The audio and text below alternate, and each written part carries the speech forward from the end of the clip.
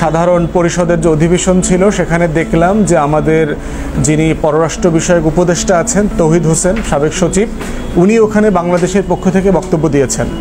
এই বক্তব্যের বাইরেও অনেকগুলো গুরুত্বপূর্ণ ইভেন্টে প্রফেসর ইউনূস অংশগ্রহণ করেছেন। তার ভিতরে একটা ইভেন্ট হচ্ছে যে রোহিঙ্গা সংকট সমাধান করবার জন্য জাতিসংঘ থেকে শুরু করে অন্যান্য যে স্টেক হোল্ডার আছে তাদের সাহায্য চাওয়া হয়েছে। দ্বিতীয়ত দেখলাম যে বিভিন্ন রাষ্ট্রপ্রদেশের রাষ্ট্রপ্রধানদের সাথে উনি দেখা করেছেন, আমেরিকার প্রেসিডেন্ট, কানাডিয়ান প্রাইম মিনিস্টার থেকে শুরু করে, এবং তাদের সাথে দ্বিপাক্ষিক সম্পর্ক এবং বর্তমানে বাংলাদেশে যে পরিবর্তন হয়েছে সেই পরিবর্তনটাকে আমরা কিভাবে দেখি এবং এটার সাথে আমাদের কিভাবে অ্যাডজাস্ট করতে হবে এবং বাংলাদেশ আগামী দিনে কিভাবে একটা স্থিতিশীল রাজনৈতিক এবং অর্থনৈতিক জায়গায় যেতে পারে এটা তারা আলোচনা করেছেন। এই প্রত্যেকটা আলোচনাকে আমরা স্বাগত জানাই। আমরা ইতিমধ্যে বলেছি যে আরো একদিন আছেন, এই সময়ের ভিতরে বাংলাদেশের যে পোশাক শিল্প আছে, বাংলাদেশের রপ্তানি কিভাবে বাড়ানো যায়, জিএসপি সুবিধাটা কিভাবে ফিরে আনা যায়, অথবা শুল্ক থাকলে শুল্কের মাত্রাটা কিভাবে কমিয়ে ফেলা যায়, সেই ধরনের সাহায্যগুলো কিভাবে আমরা আমেরিকা থেকে শুরু করে পশ্চিমা মার্কেটে পেতে পারি, সেই জায়গাটা আমরা দেখতে চাই ওনার যে থাকাকালীন সময়টাতে। দ্বিতীয় একটা ঘটনা দেখলাম যে ক্লিনটনের যে বিল ক্লিনটনের একটা ইনস্টিটিউশন আছে সেখানে তাকে একটা সম্বর্ধনা দেওয়া হয়েছে, যে সম্বর্ধনাতে তিনি বাংলাদেশের ছাত্র জনতার যারা প্রতিনিধি ছিলেন, দুজন প্রতিনিধিকে তিনি পরিচয় করিয়ে দিয়েছেন। মাহফুজ আলম, যিনি এই ফ্যাসিবাদ বিরোধী ছাত্র আন্দোলন যেটা ছিল সেটাতে অ্যাক্টিভ রোল প্লে করেছেন, এবং একজন ব্রাগ ইউনিভার্সিটির একজন শিক্ষার্থী ছাত্রী তিনি ওখানে ছিলেন। মাহফুজ আলম কখনোই অথবা ছাত্রদের কোনো অংশ এককভাবে সব ক্রেডিট মানে নিজেরা পাওয়ার চেষ্টা করেছে বলে মনে হয়নি। মাহফুজ আলম গত কয়েকদিন আগে যে স্ট্যাটাস তার দেখেছি ফেসবুকে, তিনি বলেছেন যে এটা একটা কালেক্টিভ এফোর্ট, তিনি এটার অংশীদার ছিলেন, তিনি অনেকগুলো সিদ্ধান্ত গ্রহণ করবার প্রক্রিয়ার ভিতরে গুরুত্বপূর্ণ রোল প্লে করেছেন। তাই আমার মনে হয় যে ওনাকে ওখানে মাহফুজ হচ্ছে একটা সিম্বল, যে বাংলাদেশে ছাত্র সমাজের নেতৃত্বে যে একটা পরিবর্তন হয়েছে, এই পরিবর্তনের সিম্বল আকারে ওখানে দুইজনকে পরিচয় করে দেওয়া হয়েছে, যে একজন ছাত্রী যিনি প্রাইভেট ইউনিভার্সিটিকে রিপ্রেজেন্ট করেন, আবার একজন ছাত্র যিনি পাবলিক ইউনিভার্সিটিকে রিপ্রেজেন্ট করেন, একজন হলো ছাত্র সমাজকে রিপ্রেজেন্ট করেন আর একজন ছাত্রী সমাজকে রিপ্রেজেন্ট করেন।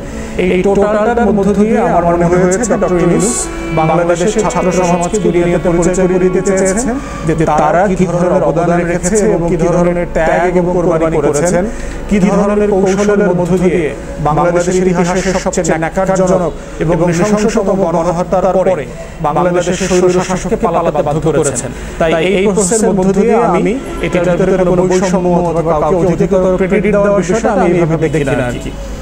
তৃতীয় ওখানে একটা ঘটনা ঘটেছে যে যিনি ইনভাইটেড ছিলেন না এমন একটা ছেলে, আওয়ামী পরিবারের সন্তান, এবং যিনি এই ফ্যাসিবাদ বিরোধী আন্দোলনে আওয়ামী লীগের পক্ষে ছিলেন, দালালি করেছেন, অনেক পোস্ট দেখলাম, এবং তিনি আবার নিজেকে স্টার্টআপ উদ্যোক্তা হিসেবে দাবি করেছেন যে ব্যাপারে তিনিও মঞ্চে ছিলেন।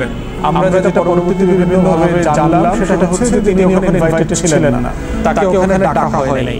ডাকা যে দুজন ছাত্রছাত্রীকে ডাকা হয়েছে এর মধ্য দিয়ে তিনি নিজ দায়িত্বে নির্লজ্জভাবে একটা মানে ইনডিগনিফাইড মানে মর্যাদাহীনভাবে তিনি ওখানে মঞ্চে উঠে দৌড়ে গেছেন।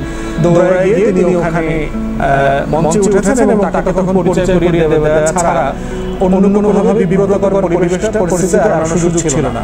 তাই আমরা দাবি করব যে যারা ওখানে গেছেন, যারা সিকিউরিটি প্রোটোকলে ছিলেন, অধিকাংশ দেখলাম মিলিটারি অফিসার, তার সাথে সাথে সাধারণজন ছিলেন, অধিকাংশ দেখলাম আপনার বিভিন্ন এজেন্সি থেকে গিয়েছে, তার সিকিউরিটি স্টাফ থেকে গিয়েছে। তাদের কোনো ভুল ভ্রান্তি এখানে আছে কিনা, সিকিউরিটি প্রোটোকল ব্রিচ করা হয়েছে কিনা, প্রফেসর ইউনূসের প্রোটোকল অফিসার ওখানে গেছেন, তারা যারা প্রোগ্রাম স্কেডিউল করেছেন তাদের কোনো ঘাটতি ওখানে ছিল কিনা সেটা প্রচন্ড রকমভাবে ভেবে দেখতে হবে, রিভাইজ করতে হবে, খতিয়ে দেখে, এবং এই ছেলেটাকে যে একটা মানে একটা চরম বেয়াদবি করেছে, একটা রাষ্ট্রকে, একটা জাতিকে ছোট করেছে নির্লজ্জভাবে, যে কোনো ইনভাইটেড ছিল না, তাকে সেখানে মঞ্চে গিয়ে পরিচিত হয়েছে সবার সামনে, তাকে এটা জবাবদিহিতার আওতায় আনতে হবে কোনো না কোনো ফর্মে, যে সে ওখানে কোন সাহসে এবং লজ্জায় ওখানে গেছে। প্রফেসর ইউনূসের ব্যাপারে ওখানে অনেকগুলো প্রতিবাদ হয়েছে, তার বিচার চেয়েছে ওখানকার স্থানীয় আওয়ামী লীগ এবং আওয়ামী ফ্যাসিবাদের যারা বেনিফিশিয়ারি ছিল সেই গোষ্ঠী। যে কোনো মানুষের মিছিল মিটিং প্রতিবাদ করার অধিকার আছে। প্রফেসর ইউনূস রাজনৈতিক দায়িত্ব পালন করছেন অন্তর্বর্তীকালীন সরকারকে, তাই এটাকে আমি মনে করি যে এটা আইনগতভাবে একটা বৈধ কাজ। আওয়ামী লীগ সহ যে কারো ওখানে প্রতিবাদ করবার সুযোগ আছে, তারা যদি আমেরিকাতে থাকেন আমেরিকার আইন মেনেই তারা এই কাজটা করেছেন জাতিসংঘের সামনে। এবং শুধু এই সময় না, বিভিন্ন সময় ওখানে বিভিন্ন দেশের সরকার প্রধানরা যখন যান বিভিন্ন ইস্যুতে বিভিন্ন দাবি দেওয়া সারা পৃথিবীর মানুষ ওখানে যার যার রাষ্ট্রের ব্যাপারে তারা প্রতিবাদ করেন, তারা ওখানে মানববন্ধন করেন, স্লোগান দেন। এই ঘটনাগুলো ঘটেছে এবং এটা নিন্দনীয় কিছু, এটা হতেই পারে, যে কারো একটা করবার রাইট আছে বলে আমরা মনে করি। এফবিআই এর একটা টিম রিসেন্টলি দুদকের সাথে কর্মকর্তাদের সাথে দেখা করেছেন যে বাংলাদেশ সরকার ইতিমধ্যে দুনিয়াবাসীর কাছে এবং বিভিন্ন রাষ্ট্রের কাছে দাবি করেছে যে কিভাবে তাদের যে লুট করা টাকা যেগুলো বাংলাদেশ থেকে এই আওয়ামী সরকার, এই শেখ হাসিনার পরিবার, শেখ রেহানার ছেলে মেয়ে মিলে যে পুরো রাষ্ট্রকে খেয়ে ফেলেছে, তাদের এই টাকাগুলো কিভাবে রাষ্ট্রের কোষাগারে ফিরিয়ে আনা যায়। সম্প্রতি আমরা দেখলাম যে রূপপুর পারমাণবিক কেন্দ্রে যেখানে ওখান থেকে $5 বিলিয়ন মালয়েশিয়ার একটা অ্যাকাউন্ট থেকে তারা এই শেখ পরিবারের কাছে দিয়েছে। এটা তদন্ত হচ্ছে, হওয়া দরকার। এবং আমরা মনে করি যে কোনো মূল্যে আমাদের এই হারিয়ে যাওয়া টাকা, লুট করা টাকাগুলো রাষ্ট্রের কোষাগারে ফিরিয়ে আনতে হবে। আমরা জানি যে এই ধরনের মানি লন্ডারিং হয়ে গেলে দুনিয়ার বেশ কিছু ট্রিটি আছে, কনভেনশন আছে যেগুলো বাংলাদেশ রাষ্ট্রকে সাইন করতে হয়, যেটা বারবার বলার পরেও বাংলাদেশ সরকার গত 15 বছরে সাইন করে নাই। তা আমরা আশা করছি যে অন্তর্বর্তীকালীন সরকার এই যে চুক্তিগুলো আছে যেগুলো মানি লন্ডারিং হয়ে গেলে, মানি লুট হয়ে গেলে কিভাবে ফিরিয়ে নিয়ে আসা যায়, এই প্রসেসকে দ্রুততার সাথে সমাধানের দিকে নিতে পারবে সেই চুক্তিগুলো এবং কনভেনশনগুলো স্বাক্ষর করবার ব্যবস্থা নিতে হবে।